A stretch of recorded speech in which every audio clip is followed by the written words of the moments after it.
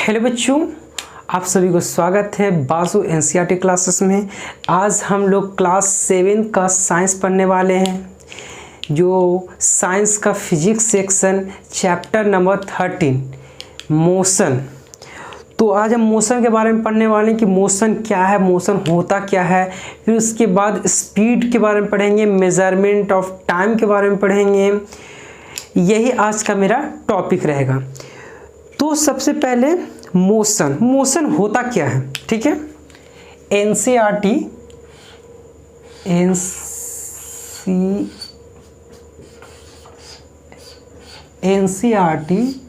Class 7, okay.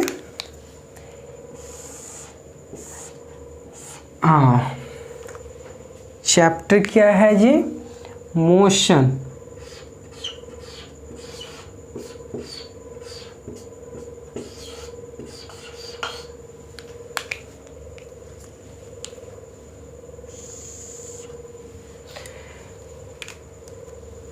Chapter 13 physics.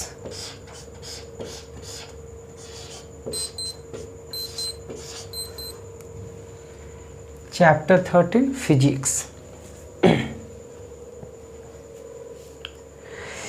तो motion होता क्या है? मोशन होता है कि किसी भी ऑब्जेक्ट या एनी ऑब्जेक्ट पोजीशन को चेंज होना, कंटिन्यूअसली पोजीशन को चेंज करना विथ रिस्पेक्ट टू, किसके रिस्पेक्ट में? किसी भी रेफरेंस पॉइंट के या ऑब्जर्वर के रिस्पेक्ट या किसी ऑब्जेक्ट के रिस्पेक्ट में पोजीशन को चेंज करना ही मोशन कहलाता है। सपोज अगर एक गाड़ी जा रहा है, ठीक है, गाड़ी जा रही है, तो अगर हम उसको देखेंगे तो ये गाड़ी मोशन में, क्योंकि हम गाड़ी के बाहर हैं, रोड के साइड हम खड़ा देख रहे हैं, तो ये गाड़ी मोशन में है। अगर दो गाड़ी एक साथ जाए और वो दोनों एक दूसरे को देखे तो वो मोशन में नहीं उसे लगेगा, क्योंकि दोनों का स्पीड सेम है और दोनों एक साथ जा रहा है। इसका मतलब वो दोनों को लगेगा कि हम लोग दोनों स्थिर हैं, क्योंकि मोशन में रहेगा तो कोई एक फास्ट निकलेगा चाहे एक स्लो हो जाएगा, तभी तो उसमें मोशन होगा ना। तो इसी तरह बोला जा रहा है कि जब तक किसी ऑब्जर्वर को या रेफरेंस पॉइंट के बिना किसी को ये नहीं कह सकते कि वो मोशन में है या वो रेस्ट में है, क्योंकि एवरीथिंग, दुनिया का हर एक चीज मोशन में है। दुनिया का हर एक चीज, कुछ भी ले लो, बस उसका रेफरेंस पॉइंट, उसका ऑब्जर्वर कुछ होना चाहिए, या ऑब्जर्वर किसी और को मानना पड़ता है, तभी वो ऑब्जेक्ट मोशन में हो सकता है। बोले दुनिया का हर एक चीज मोशन में विथ रिस्पेक्ट टू ऑब्जर्वर के रिस्पेक्ट में हर एक मोशन में। जैसे में आप देख सकते हैं, ये जो मोशन होता है, any object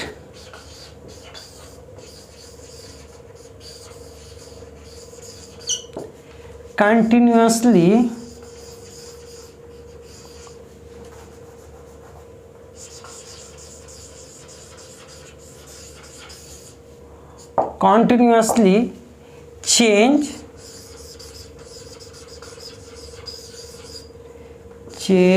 position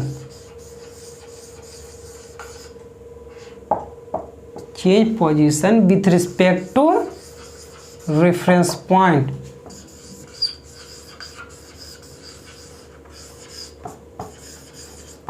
with respect to reference point,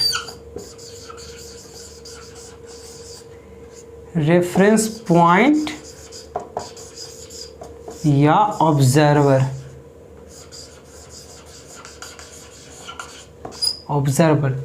कोई भी ऑब्जेक्ट कंटिन्यूअस उसमें पोजीशन में चेंज हो रहा है, एक जगह से दूसरी जगह चला जा रहा है, चाहे वहाँ से वहाँ चला जा रहा है, तो हमेशा कंटिन्यूअस चेंज होना ही मोशन का किसके रिस्पेक्ट में, किसी ऑब्जर्वर के रिस्पेक्ट में। इतना तो समझ में आ रहा है। रेफरेंस पॉइंट इंपॉर्टेंट है, क्योंकि रेफरेंस पॉइंट के बिना हम नहीं कर सकते हैं कि वो मोशन में है या वो मोशन में नहीं है या रेस्ट में है। जैसे में आप एग्जाम्पल ले लीजिए, जैसे पृथ्वी जो अर्थ है,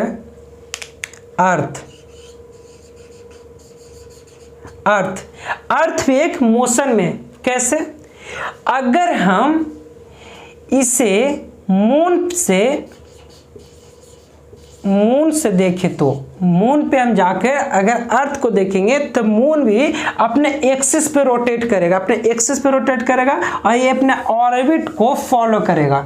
जो ऑर्बिट सन के चारों ओर का जो ऑर्बिट रहेगा, सन का चारों ओर का जो ऑर्बिट रहेगा, जो अपना ये ऑर्बिट बनाए हुए है, जो एक एरिया बनाए हुए है कि इतना दूर में घूमना है, वो एक एरिया में घूमेगा। तो इसका मतलब कि मून और सन के रिस्पेक्ट में ये मोशन में हुआ ना। और ऐसे हम पृथ्वी पे तो लग रहा है कि हम कुछ नहीं, स्थिर है, मतलब कि कुछ इसमें मोशन नहीं हो रहा, लेकिन अगर मून या सन पर से देखेंगे तो ये मोशन में। तो इसलिए कहता है कि everything is in a motion but with respect to observer. किसके रिस्पेक्ट में? ऑब्जर्वर के रिस्पेक्ट में सब चीज एक मोशन में है। जैसे आप देखते हैं कि कोई भी ऑब्जेक्ट मोशन में होने पे पोजीशन चेंज जरूरी नहीं कि करेगा, पोजीशन में चेंज जरूरी नहीं है कि करेगा अगर ऐसे देखते हैं तो, लेकिन ये जरूरी है कि पोजीशन में चेंज करेगा। जैसे हम बोले कि जरूरी नहीं कि पोजीशन चेंज करे, जैसे हम अर्थ पर इस पर है, हमको ऐसा लग रहा है कि पोजीशन चेंज कर रहा, नहीं ना, पोजीशन लग रहा है कि चेंज करा नहीं, और लेकिन वही अगर मून से देखते हैं तो ये लग रहा है ये पोजीशन चेंज करता है, यहाँ से यहाँ, यहाँ से यहाँ, यहाँ से यहाँ, अब एक्सिस पे भी घूमते रहता है, ऐसा होता है। तो इसका मतलब कि मोशन होगा कब? जब वो अपना पोजीशन हर पल, हर यूनिट टाइम पे चेंज करता रहे, हर यूनिट टाइम पे अपना पोजीशन चेंज करे, उसी को मोशन कहते हैं। जैसे अब इसमें एक आता है कि what is slow, what is fast. तो हम कैसे कह सकते हैं कि कोई स्लो या कोई फास्ट है? हाँ, अरे हम कैसे कह सकते हैं कि कोई स्लो कोई फास्ट है? स्लो या फास्ट तभी हम बोल सकते हैं जब हम किसी को किसी से कंपेयर करेंगे, जब हम किसी को किसी से कंपेयर करेंगे तभी हम स्लो या फास्ट कह सकते हैं। जैसे मान लिया जाए एक ये कार है,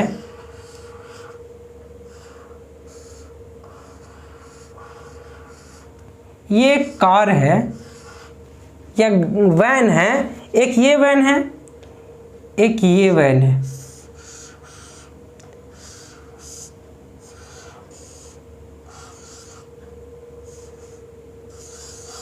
एक ये वैन है, दो वैन हो गया, ठीक है। अगर इसका स्पीड हम बोले कि ये भाई स्पीड चल रहा है, ये 20 किलोमीटर पर आवर के स्पीड से चल रहा है, हम बोले कि नहीं ये 15 किलोमीटर पर आवर के स्पीड से चल रहा है, मतलब कि इसमें कौन सा फास्ट कौन स्लो है। तो आप बताओगे कि हम बोलेंगे दोनों की गाड़ी में रिस्पेक्ट में कौन फास्ट कौन स्लो है, तो क्या बताओगे कि सर ये है जो फास्ट है और ये है जो स्लो है। तुम कैसे पता कि ये स्लो है ये फास्ट है? तुम इसको ऑब्जर्वर माने या इसको ऑब्जर्वर माने, किसी एक को ऑब्जर्वर माने होगा तब तो बताओगे ना कि ये फास्ट चल रहा है या स्लो चल रहा है। अगर इसी में हम बताएं कि नहीं एक और गाड़ी है,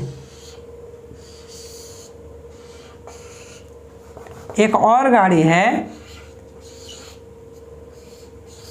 ठीक है, हम बोलेंगे नहीं इसका स्पीड है 10, तब इसमें कौन सा स्लो हो गया?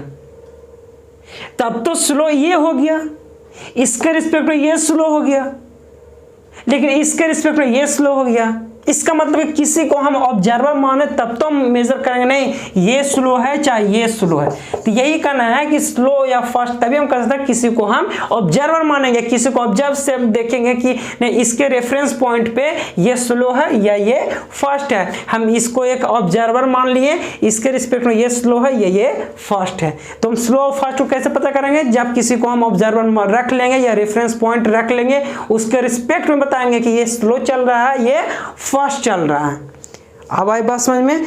अब नेक्स्ट पॉइंट आपको हम बता रहे हैं, नेक्स्ट पॉइंट आपका जो होता है कि स्पीड।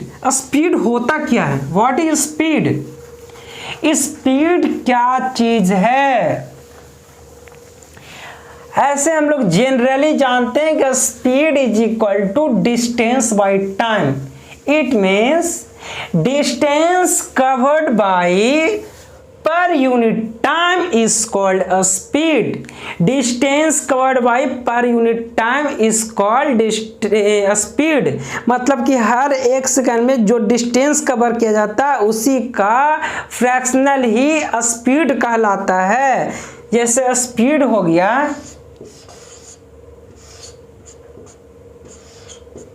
स्पीड। स्पीड क्या है कि टोटल डिस्टेंस जितना cover, total distance cover by total time is called speed. मतलब जितना डिस्टेंस कवर किया जा रहा है एक पर यूनिट टाइम पे, एक सेकंड पे इतना डिस्टेंस कवर किया जाता है, तो डिस्टेंस बाई टाइम करेंगे तो स्पीड हमको निकल जाएगा कि हाँ इतना स्पीड से। जैसे स्पीड आप देखे होंगे कि जैसे स्पीड बताता है कि ये गाड़ी 50 किलोमीटर पर आवर के स्पीड से जा रहा है, तो ये क्या चीज़ है स्पीड? क्योंकि ये गाड़ी जा रहा है जो 50 किलोमीटर का, मतलब कि हर एक घंटा में ये 50 किलोमीटर चल रहा है। हर एक घंटा में ये 50 किलोमीटर के रेंज पे चल सकता है, ये 50 किलोमीटर रेंज तक ये जा रहा है।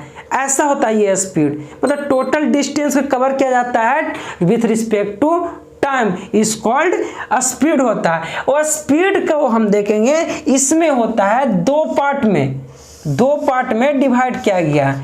एक हो जाता है uniform speed,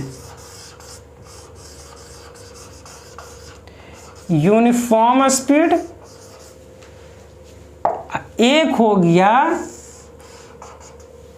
non uniform speed.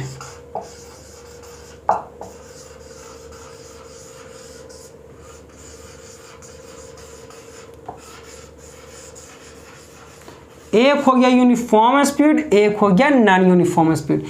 तो यूनिफॉर्म स्पीड क्या होता है? यूनिफॉर्म स्पीड जो होता है, यूनिफॉर्म स्पीड कि कोई ऐसे, जैसे माने कि हर एक इक्वल डिस्टेंस कवर करे इक्वल टाइम पे, हर equal distance and equal time पे जो कवर करे डिस्टेंस, उसी को हम स्पीड कहते हैं। जैसे में एक ये लाइन ले लीजिए, ठीक है,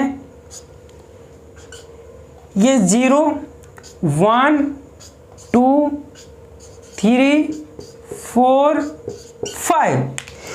अब मान लिया कि 0 से 1 सेकंड में 5 मीटर चला, तो अगला नेक्स्ट सेकंड में भी 5 मीटर गया है, अगला नेक्स्ट में 5 मीटर, इसमें भी 5 मीटर, इसमें भी 5 मीटर, इसमें भी 5 मीटर। मतलब क्या कह रहा है कि हर एक सेकंड पे इक्वल डिस्टेंस को कवर किया जा रहा है। इसका मतलब कि अगर स्पीड हम निकालेंगे, स्पीड इसका निकालेंगे,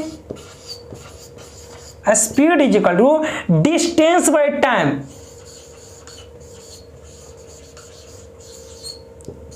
distance by time.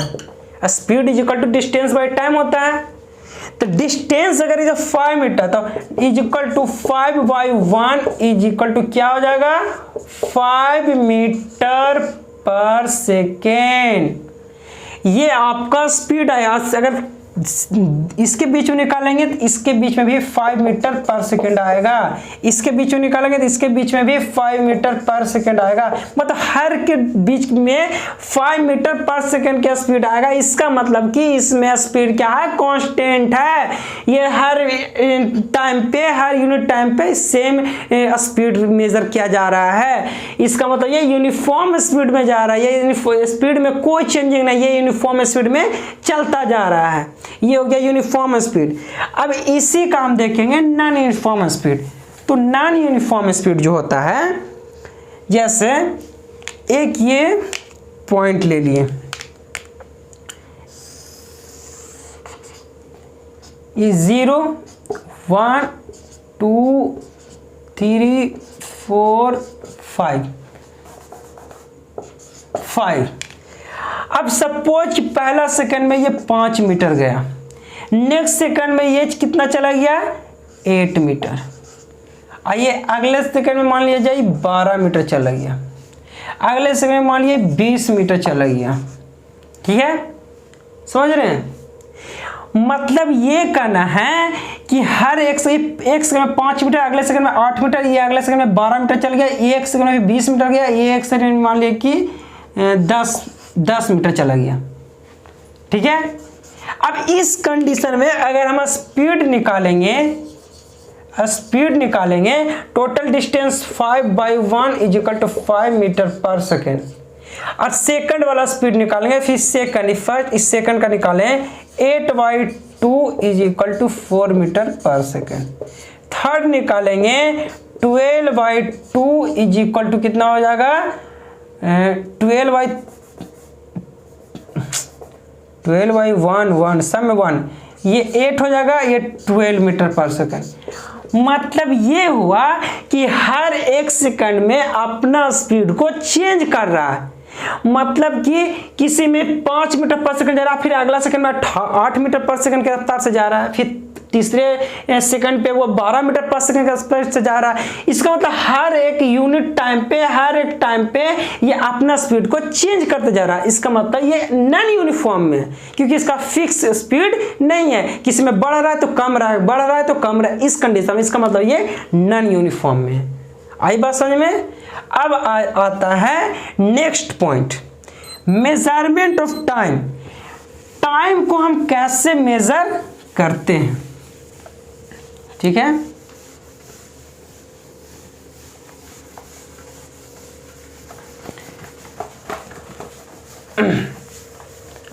Measurement of time. ये मेजरमेंट ऑफ टाइम क्या होता है कि हम किसी भी टाइम को मेजर मतलब कैसे मापा जाता है, या कैसे मापते हैं, या कैसे इंडिकेट किया गया है टाइमिंग को। तो हम जैसे जनरली हम लोग जानते हैं, इस पहले लिख लेते हैं मेजरमेंट ऑफ टाइम।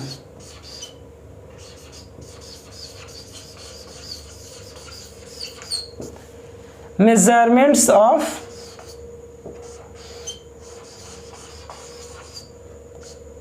टाइम। ठीक है, मेजरमेंट्स ऑफ टाइम। तो भाई मेजरमेंट्स ऑफ टाइम होता क्या है? ठीक है,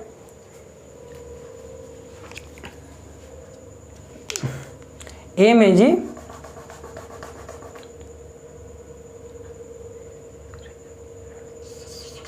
TS सही था, मेजरमेंट्स ऑफ टाइम। तो अगर सपोज आप मानते हैं कि 1 डे, किसी टाइम को मेजर कैसे उसको इंडिकेट किया गया मेजर करके, इसे 1 डे को हम कैसे मेजर किया गया? 1 डे को 1 डे क्रिकेट वाला नहीं, 1 डे एक दिन वाला डे, रात और दिन। 1 डे मतलब 1 नाइट 1 डे, इसको बोलते हैं 1 डे। तो 1 डे को कैसे मेजर किया? 1 सनराइज, जैसे सनराइज होता है ना जी, सनराइज जब एक सनराइज से कहां तक जाता है जी? अगले सनराइज तक। ठीक है, टाइम ऑफ सनराइज से next sunrise, time of sunrise से टाइम ऑफ सनराइज से कहां तक? नेक्स्ट डे के सनराइज तक। मतलब आज का जो सूरज, जिसको बोलते हैं सूरज निकलना, ये अगले दिन का सूरज निकलने का बीच के टाइम को ही 1 डे कहा जाता है। मेजरमेंट जानते हैं। जैसे 1 मंथ, तो हर 1 न्यू मून को, जो न्यू मून बार बार हर मंथ पे नया नया मून आता है, तो उसी को हम एक मंथ बोलते हैं। जो हर न्यू मंथ का जो प्रोडक्शन होता है वैसी को हम 1 मंथ बोलते हैं। जैसे 1 ईयर का हो गया कि जैसे जैसे सन के चारों तरफ पृथ्वी, जिसको बोलते हैं अर्थ, सन के चारों तरफ जो एक अपने ऑर्बिट में अर्थ जो घूमता है, इसको एक कंप्लीट करने में, एक जो रेवोल्यूशन कंप्लीट करने में 1 ईयर लगता है, जिसको ईयर के नाम से जानते हैं। जब तक इस अर्थ को अपने एक्सिस पे यानी अपने ऑर्बिट पे घूमने में, जो एक चक्कर लगाने में जितना समय लगे, उसी को हम 1 ईयर बोलते हैं। ये आपका मेजरमेंट ऑफ टाइम आ गया कि टाइम को मेजर किस तरह से किया गया। जैसे में आप लोग एक घर में, हर घर में देखे होंगे पेंडुलम का नाम सुने, पेंडुलम वॉच। जी हाँ, आप सब लोग सुने होंगे पेंडुलम वॉच होता क्या? पेंडुलम वॉच भी वही है, पेंडुलम है और वॉच भी है। वॉच में भी टाइम बताता है, पेंडुलम का भी एक अलग टाइम होता है। उसमें क्या होता है जी? उसमें ये होता है, जो पेंडुलम का जो स्ट्रिंग होता है, स्ट्रिंग जो लंबा दिया रहता है, जो ऐसे से मूव करता है, फॉर एंड थ्रो, जो ऐसे से मूव करता है, वो पेंडुलम हुआ। To and fro movement. जैसे एक ही पेंडुलम है, ये पेंडुलम है, पेंडुलम के नीचे जो ये बॉल का, इसको हम क्या बोलते हैं? ये इसको कहते हैं बॉब बोलते हैं क्या? मेटेलिक बॉल को, जो पेंडुलम के नीचे लटका हुआ रहता है, मेटेलिक बॉल, यही बॉल हो गया। ठीक है। इसी में आता है कि अगर ये पॉइंट बी इसको ले ले, ये पॉइंट ए या ओ लेते हैं, ये पॉइंट ओ और ये पॉइंट ए। ठीक है। अगर ये पेंडुलम यही अगर movement, to and fro movement जिसको कहते हैं, ऐसे जाना मूवमेंट, जैसे ये पेंडुलम है, पेंडुलम के इस मूवमेंट पे जाना और इस मूवमेंट पे आना। ठीक है। पेंडुलम के टू एंड फ्रो मूवमेंट, यही टू एंड फ्रो मूवमेंट जिसको बोलते हैं, टू एंड फ्रो मूवमेंट को ही, टू एंड फ्रो मूवमेंट को क्या बोलते हैं? टू एंड फ्रो मूवमेंट के ऑसिलेटरी मूवमेंट बोलते हैं या ऑसिलेटरी मोशन बोलते हैं। इसको और क्या नाम से जाना जाता है जी? Periodic motion.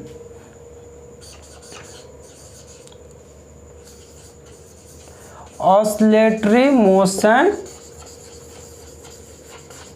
इसके नाम से क्या जाना था? Periodic motion. पीरियोडिक मोशन आए बात समझ में? टू एंड फ्रो मोमेंट क्या होता है? टू एंड फ्रो मोमेंट, उसी को हम क्या बोलते हैं? Oscillatory motion. इसको हम ऊपर में और अच्छे से लिख देते हैं। ठीक है।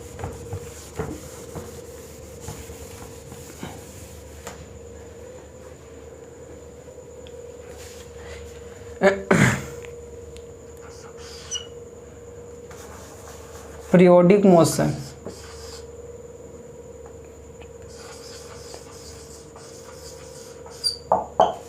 पीरियोडिक मोशन, इसी को और क्या नाम से जानते हैं? Oscillatory motion. OSCILA, oscillatory motion. ठीक है। Oscillatory motion, double L A, गलत है जी, ऑसिलेटरी गलत लिखे हैं।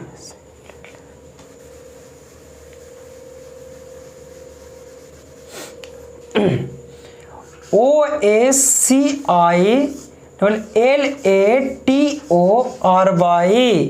Oscillatory motion. क्या कहते हैं oscillatory motion? To and fro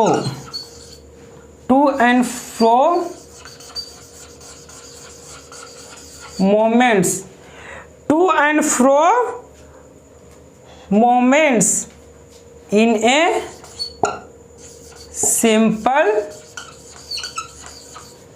pendulum, to and fro movement in a simple pendulum is called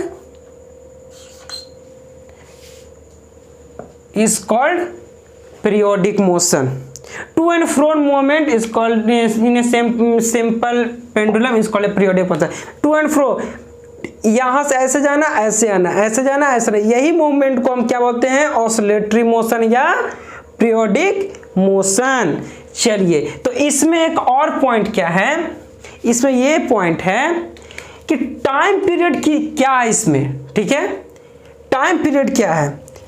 पहले तो एक ऑसिलेटरी किसे कहते हैं?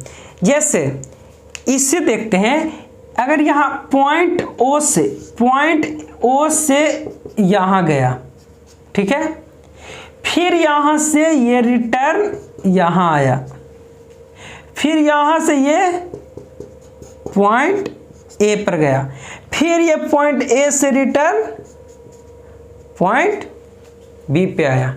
मतलब कि पहले यहाँ से यहाँ गया, फिर यहाँ से यहाँ आया ए पे, फिर यहाँ से फिर यहाँ आया।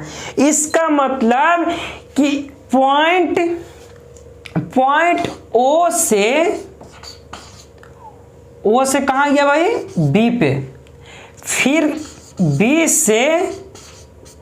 से कहाँ तक आया? ए तक, और फिर ए से कहाँ तक गया? ओ तक। मतलब ओ से बी, बी से फिर ए से ओ। इतना कंप्लीट करने के बाद ये कंप्लीट क्या होता है? वन ऑसिलेशन या ऑसिलेटरी मोशन। वन ऑसिलेशन कब कंप्लीट होगा? जब ये पॉइंट ओ से बी में गया, बी से फिर ए तक आया, फिर ए से फिर ओ तक गया, तब ये कंप्लीट हो गया one oscillation. One oscillation complete करने में जितना टाइम लगे, टाइम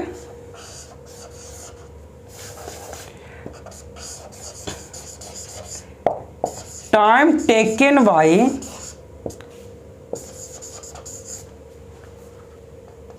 covered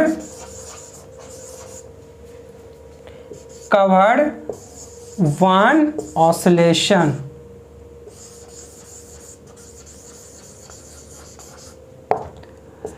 मतलब जितना टाइम लगे कवर क्या करने में, वन ऑसिलेशन करने में जितना टाइम उसको लगे, उसी को हम क्या कहते हैं? Time period.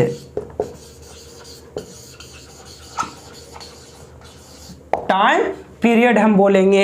मतलब कि यहां से यहां आने में, यहां से फिर यहां जाने में, और फिर यहां से बी पे जाने में, बी से फिर ए पर आने में, ए से फिर सेंटर ओ पे जाने में जितना टाइम उसको लगे, कितना प्रोसेस करने में, उसी को हम टाइम पीरियड कहते हैं।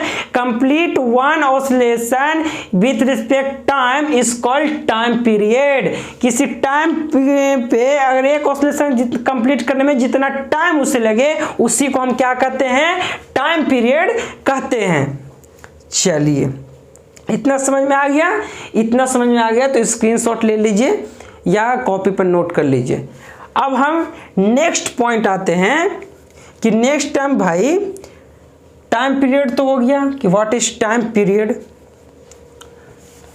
Units of time,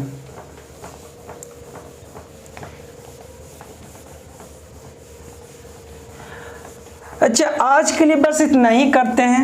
next class में आपको units of time and speed दोनों करा दिया जाएगा। आप इतना लोग तो समझ चुके होंगे, आई होप कि आप लोग समझ चुके हैं। या जो भी प्रॉब्लम होगा आप कमेंट सेक्शन में मैसेज कर सकते हैं। आप हम चाहेंगे कि आपकी सारी परेशानियां, आपकी सारी फॉल्ट, प्रॉब्लम, जो भी इशू हो हम सोल्व कर सकें। तो हम आज के लिए इतना ही क्लास रखते हैं। नेक्स्ट क्लास आप लोग का यही चलेगा, मोशन चैप्टर का ही टॉपिक उसमें रहेगा, मेजरमेंट, टाइम और स्पीड। स्पीड और टाइम को यूनिट कैसे मेजरमेंट करते हैं उसके बारे में नेक्स्ट क्लास हम चलाएंगे। ठीक है, तो अगर वीडियो पसंद हो तो लाइक शेयर सब्सक्राइब करवाइए या कीजिए। और आज के लिए बस इतना ही। नेक्स्ट क्लास में मिलते हैं। जय हिंद।